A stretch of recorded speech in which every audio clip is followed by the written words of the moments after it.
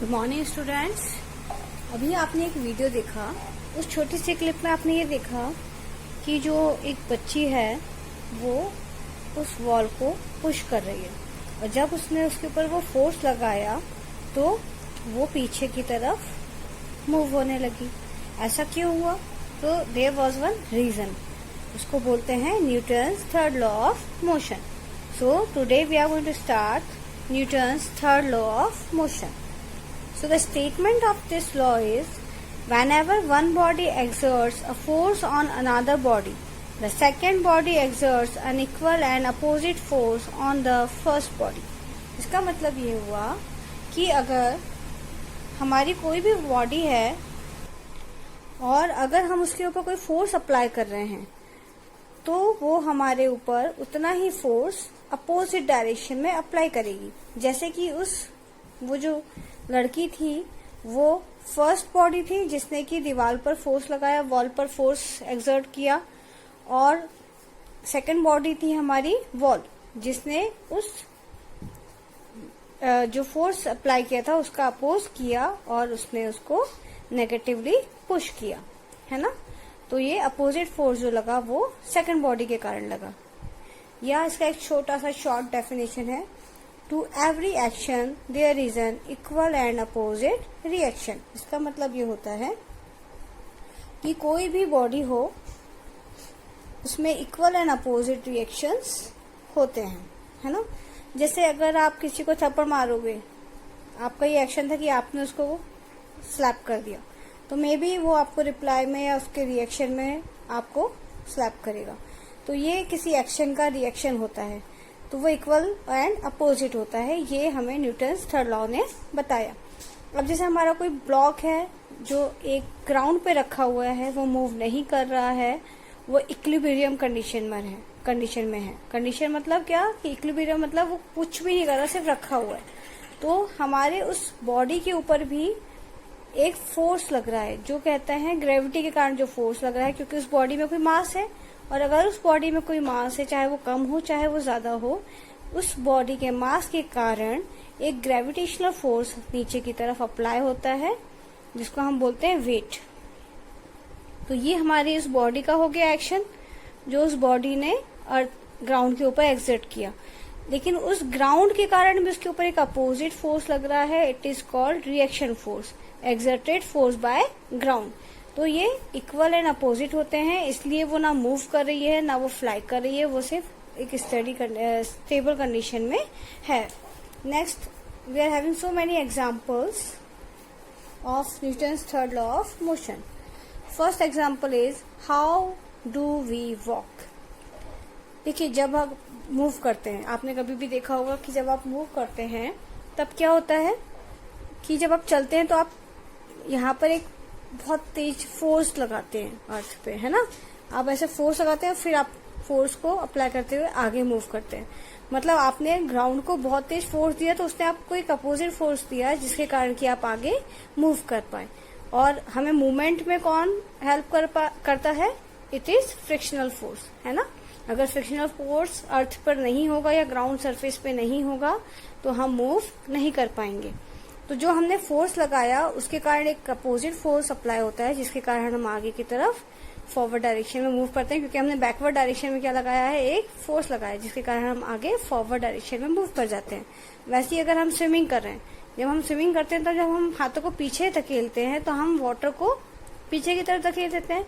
जब हम वाटर को पीछे की तरफ धकेलते हैं तो वो जो वाटर है वो हमें आगे की तरफ एक फोर्स देता है जिसके कारण हम फॉरवर्ड डायरेक्शन में मूव कर जाते हैं। स्केटिंग हो गया, सफरिंग हो गया, ये सारे एग्जांपल्स जो हैं ये थर्ड लॉ ऑफ मोशन के हैं।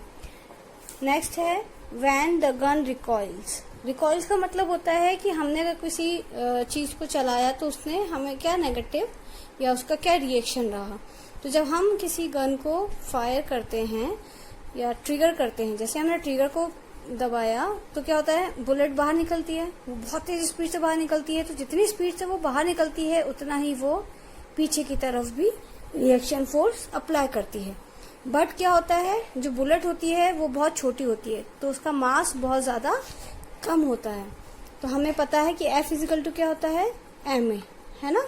तो अगर हमारा फोर्स ज्यादा है और मास कम है, जैसे अगर हम इसको लिखें एक्सेलरेशन के टर्म में, अगर मैं इसको लिखूं तो ये हो जाएगा A=F/m। अगर किसी बुलेट का मास बहुत कम है तो उसका एक्सेलरेशन ज्यादा होगा, क्योंकि ये एक दूसरे के इनवर्सली प्रोपोर्शनल है ना। वैसे ही अगर किसी बॉडी का मास ज्यादा होगा तो उसका एक्सेलरेशन कम हो जाता है।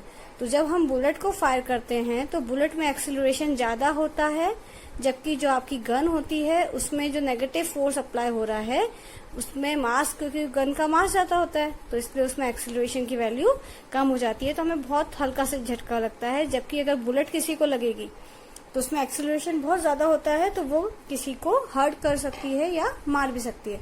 हम लोगों ने मेले में भी गन फायर किया होगा, तो हमने देखा होगा कि जब हम गन फायर करते हैं तो किस तरीके से हमें हल्का सा झटका महसूस होता है। नेक्स्ट है हमारा the flying jet and the rocket. तो रॉकेट्स जब हम यूज करते हैं तो रॉकेट्स वगैरह में क्या फेनोमेनन होता है, पहले हम उसको समझ लेते हैं। अगर मैंने किसी एक बलून लिया, उस बलून में मैंने एयर फिल कर दी, अब मैंने उसको बांधा नहीं है, जब मैंने उसको फ्री छोड़ दिया तब वो क्या होता है, बहुत तेजी से ऊपर की तरफ या टेढ़ा मेढ़ा से झिकझक होके नीचे गिर जाता है। तो वो क्यों हुआ, क्योंकि हमारी एयर को पाथ मिला पीछे से निकलने के लिए। जैसे ही वो पीछे से एयर निकलने लगी तो उसने एक नेगेटिव फोर्स अप्लाई किया इसके ऊपर, तो ये हमारा जो बलून है वो ऊपर की तरफ मूव करने लगा। वही हम जेट्स वगैरह में, रॉकेट्स में, इन सब में ये फिनोमेना यूज करते हैं। हम उसमें बहुत ज्यादा फ्यूल बर्न करते हैं।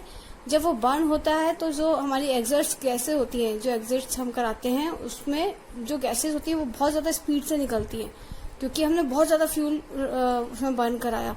तो जब वो बहुत तेज स्पीड से बाहर निकलती है तो उतना ही नेगेटिव फोर्स ऊपर की तरफ प्रोड्यूस हो जाता है।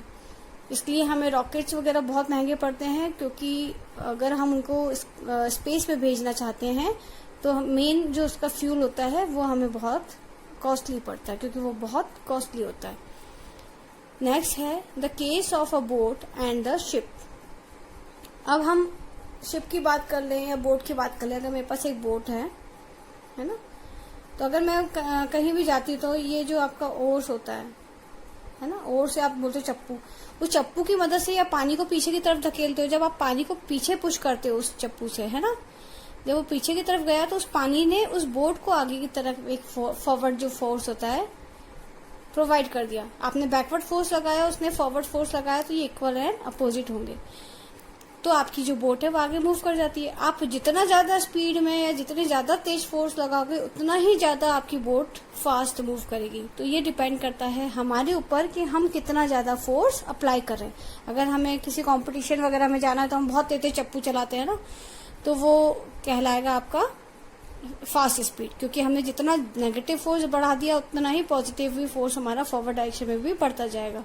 वैसे ही एक केस है, अगर मैं इस वाले बोर्ड से दूसरे वाले बोर्ड पे जंप होना चाहूंगी तब क्या होगा, अगर मैं इस कॉर्नर में खड़ी हूँ तो मेरा जो यहाँ पर फोर्स है वो ज्यादा लगेगा, मैं इस जगह पे ज्यादा फोर्स अप्लाई करूंगी। जब मैं इस जगह पे ज्यादा फोर्स अप्लाई करूंगी तो जो हमारा वाटर है वो यहाँ पर भी अप्लाई होगा ये वाला फोर्स, तो ये जितना अप्लाई होगा उतना ही ये ऊपर नेगेटिव डायरेक्शन में अप हो जाएगा, है ना। तो ये कहलाता है हमारा the case of boat and ship. Please like and subscribe my channel. मैं बहुत सारी ट्रिक्स अभी दूंगी आपको, शॉर्टकट ट्रिक्स, जिससे कि आप बहुत इजीली कोई भी न्यूमेरिकल सॉल्व कर सकते हैं इन सारे सब्जेक्ट्स के, मोशन के, लॉज ऑफ मोशन के, है ना। Thank you, have a nice day.